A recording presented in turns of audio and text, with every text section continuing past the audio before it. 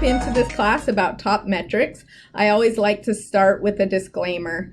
The first thing is that it's not one size fits all. What is a fantastic measurement and metric for one company may not be that beneficial for another. So let me give you an example. Close ratio. If you are a team that just kills it in marketing and sales, you have leads coming in all over the place, but you can't close the deal in the field, then that may be a metric that you really want to focus on. If your close ratio is 80%, maybe that's not a metric that's really going to push the needle. So make sure that you're picking metrics that really identify where the problems are in your company and focus on that. So the second thing is to update those metrics regularly. So metrics have a way of getting stale. What you focus on, you usually tend to improve, and then it's time to move it and change it to something else so that you're always staying on your A game and you're focused on the new challenges in your company. And I always like to say that management is like whack-a-mole, and you're always putting out the latest issue. And sometimes we think that someday everything will be running perfectly smoothly, but my experience is that's not always the case. And so you're constantly trying to update and improve your game. And number 3, track them and know them. You can't improve what you don't measure. And if you aren't measuring, how are you going to identify the opportunities? So make sure your metrics are being tracked, that you have a good way of being able to do that you have identified which ones are most important, and that your whole team and your whole company knows which way you're headed and what you're trying to accomplish. Okay, so all that fun stuff's out of the way, and the first thing that we're going to talk about is labor efficiency. This is one of my favorite metrics, and I used it a lot while I was managing a restoration company.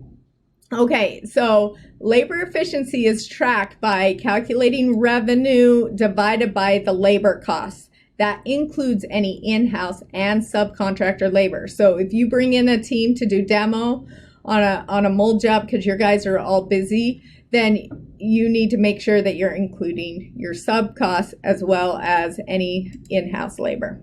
Okay, so for this example, let's say we have a job that just came in over $9,000. It was a decent sized water loss, and your labor costs with your subs included was just over $3,100. So all you're going to do is you're going to just take your revenue and you're going to divide that by your labor costs, and that's going to give you your labor efficiency. In this case, that's 2.83. So let's take that same revenue amount and let's just say, okay, in one scenario, your guys were a little bit slower, travel time was worse, and so the costs were $4,000.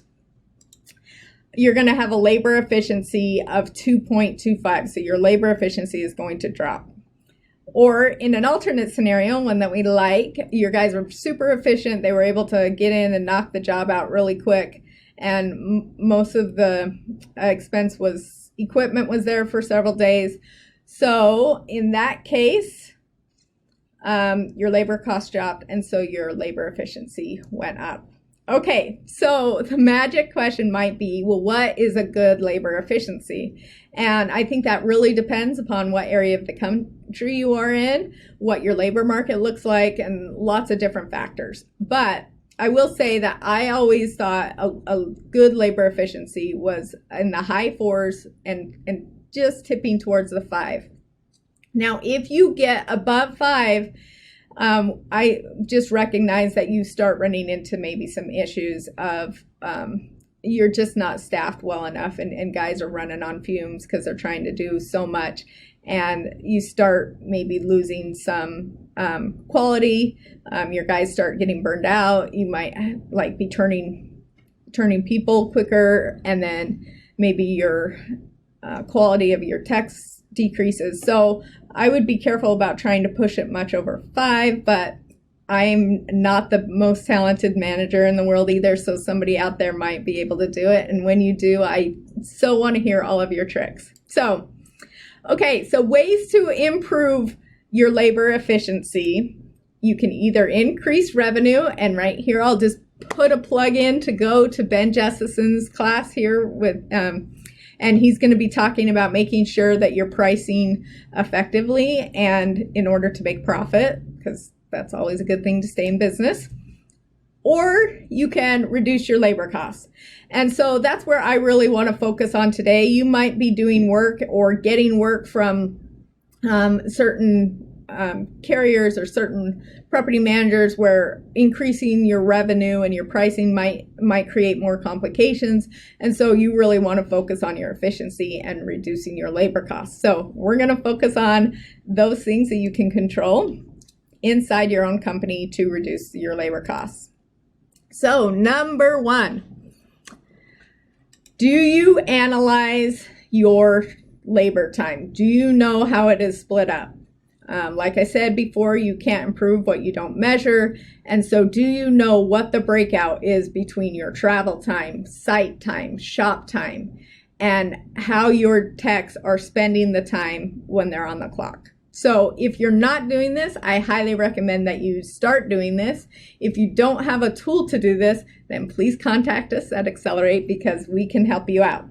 So you should have something that can break out really easy for you to see what is going on with your travel. And then you can be able to make some decisions based on that. Okay, we are spending a lot of time traveling to do monitors or to do checks. What can we do to make that more effective? Could we split teams up so that we're not in pairs of 2? I know that may create problems because those are also your guys who are going to respond to a loss, but maybe you can figure out how to rotate those people who would be the first responders in a situation. How much time is being spent on site?